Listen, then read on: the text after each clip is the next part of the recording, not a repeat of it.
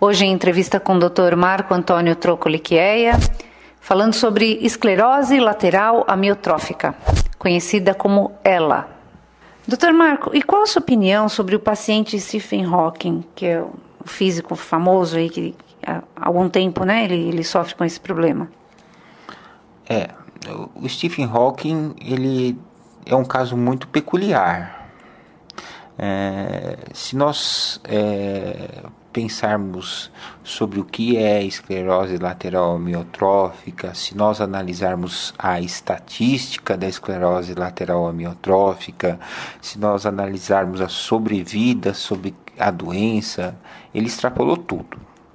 E tem um caso que até me atemoriza sobre o Stephen Hawking. Ele teve 3 médicos e os 3 morreram. Então, ele passa sobre todos os parâmetros que nós conhecemos sobre a vida.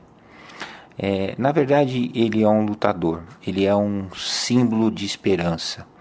E ele continua mantendo viva a esperança de todos os pacientes sobre o que é lutar, conviver, tentar, persistir e dar uma luz sempre.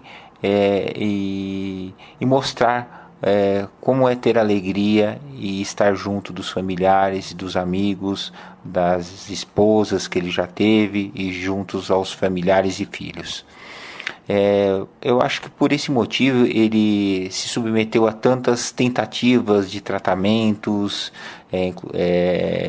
uso de tantos mecanismos de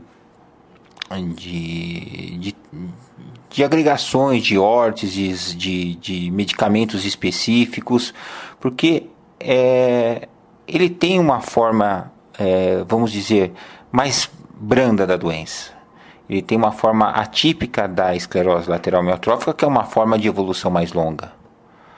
Mas mesmo tendo essa forma atípica, ele em nenhum momento deixou de lutar, deixou de provar que se pode tentar alguma coisa e de se manter e de ser ele mesmo, de ser um profissional, de estar vivo e lutando e fazendo tudo que se pode fazer. Então eu acho que ele é um exemplo. Ele é um exemplo para todas as pessoas que em algum momento esmoreceram, e mesmo estando com a doença. Ele é um exemplo de que todo cidadão que mesmo estando com algum tipo de doença, apático ou esmorecendo, deve continuar lutando, deve continuar mantendo sua vida e deve ter a esperança de que pode melhorar sempre.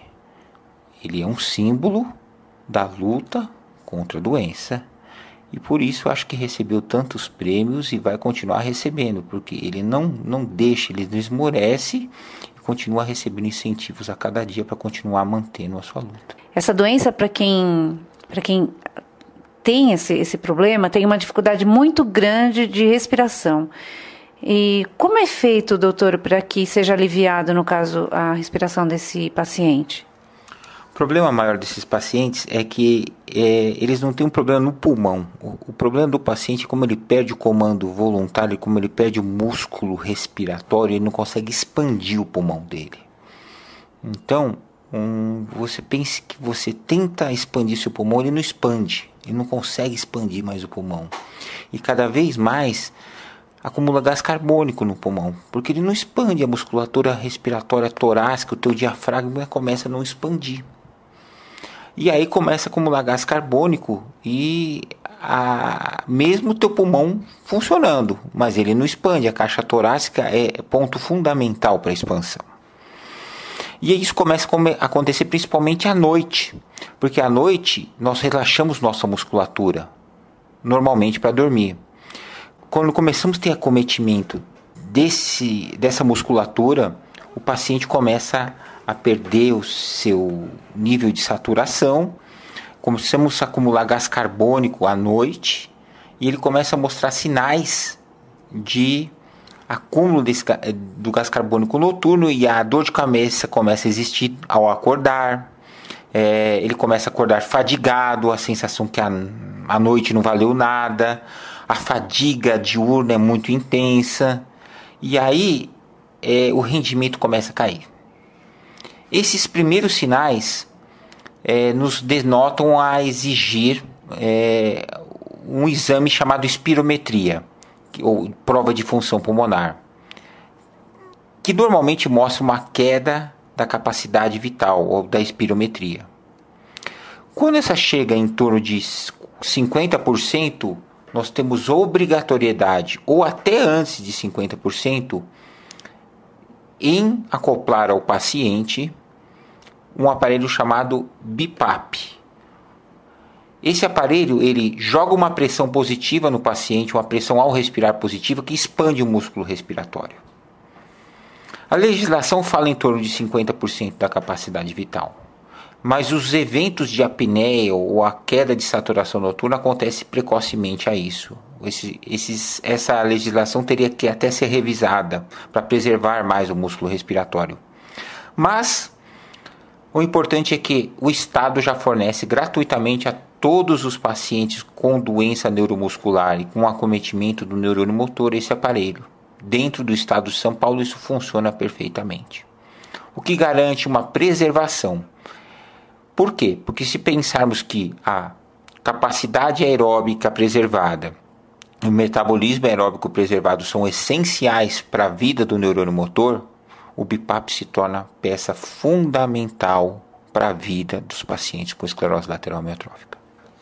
E é muito demorado para o paciente conseguir a liberação desse aparelho? Aqui na cidade de São Paulo, eu posso falar da realidade da cidade de São Paulo.